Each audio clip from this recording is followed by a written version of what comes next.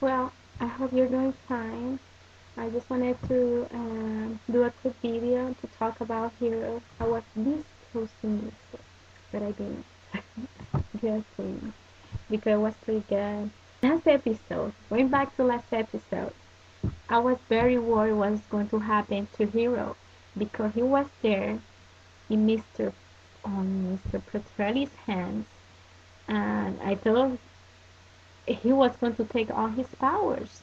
I was like, no, that cannot happen. I'm going to be really mad because he already did that to Peter, and I was really pissed off. Anyways, luckily, Andor came to the rescue, and he kicked Mr. Petrelli's butt. So I was very glad about that, and it was so funny because he doesn't have powers, but he plays a pretty important role in here. And I like the way he's always there for Hero. Anyways, I understand that he was maybe trying to raise his mind and he didn't go all the way through, and maybe that's why when Hero woke up, he was only 10 years old, or he felt 10 years old, maybe because all the other memories were erased. So I'm also wondering when Hero teleported with Andrew to this place, I think was in Tokyo. Correct me if I'm making a mistake or not. And he transported to the past because he was thinking about these waffles maybe that he liked in the past, or he's in the present. So I'm also wondering if Mr. Petrelli has a way of finding him.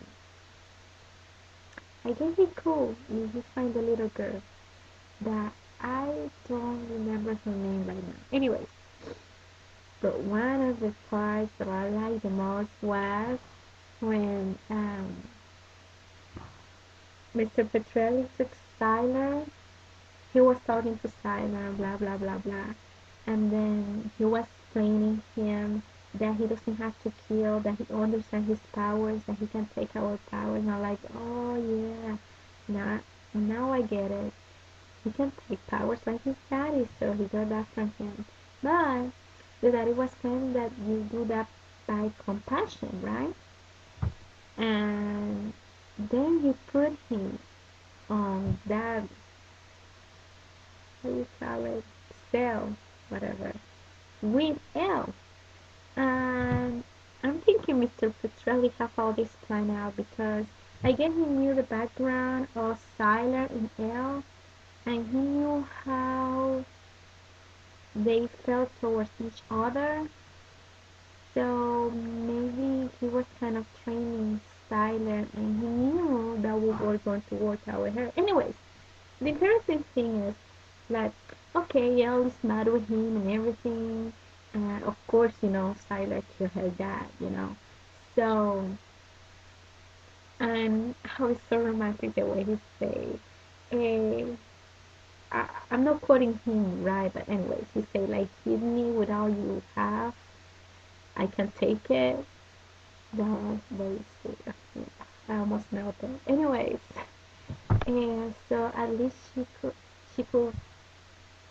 she was able to take all that madness and courage. I don't know if I'm saying it right. Anyway, all those feelings of frustration that she had to on him. And then she say, okay, kill me now. Like, I'm ready. I don't care about anything else. And then he goes to her and he takes her power. But the surprise is that he took her power. But he didn't took her away from her. Like, he took some, but kind of left some. I'm wondering if Mr. Petrelli is able to do that too. Anyway, but it was kind of sweet how they bonded together. It was so romantic. Anyways, um, it was pretty nice that Silas kind of discovering the person he's truly inside, and he's controlling his powers and learning more about it. And let's see what else. Gosh, I'm trying to remember another part that I like about this episode. Oh, that for some reason Mr. Petrelli let Angela leave. I don't really understand why he did that. Well, he still loves her deep inside, but he knows she was going to rise against him. And at the end, you can see that there's a group of heroes that is with Angela and another group that is with Mr. Petrelli. And I'm thinking maybe her dream will come true. I hope not because I really don't like her dream at all. But let's see what happens with this eclipse that is coming up, that they won't have powers. You see in the previews, Claire doesn't have her powers for a while and she can die, so I cannot wait for that one. I really like Heroes because it always, you know, it leaves you hanging on the episode, but on the next one they always give you pieces and bits, so at least you're not that hungry for it, or you're not that hungry for explanations, so they give you bits of bits so you can understand along the way.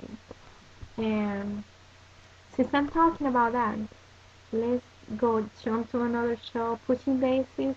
I did like it at the beginning a lot because the way Ned interacted with I can't believe I forgot her name. Anyways, and I forgot her name. Anyways, the way they interacted together and the way they love each other but they cannot touch and how they always make ways to express their love without touching each other was very romantic. But then they start putting other issues on the plot that leave you hanging and then they don't get quite resolved. Um, I don't know. I start kind of disliking that a little bit because first he gets to meet his brothers, and you know the story with his dad and how hurt he feels because he didn't. His dad left him and he started another family without him.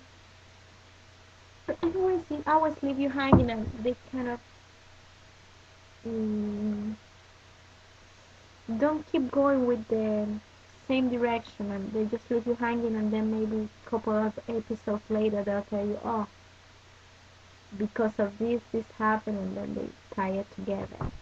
And that's why I like Heroes better because they keep tying things together little by little. They just don't leave you hanging for a long time. Well, they did in season 2 to season 3, but anyways, now I like it more how it's going because every time they give you something exciting and then they explain it to you a little bit and leave you with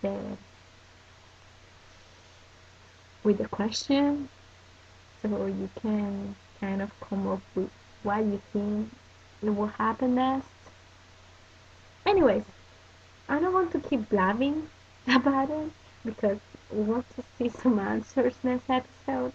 So keep watching Heroes, and also I try to watch Pushing Daisies. And my worst enemy too. That one is pretty cool too.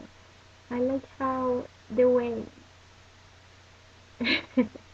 it's like two person in one, and you never know who is an agent or who isn't, because now his wife turned up to maybe be the person that he expected.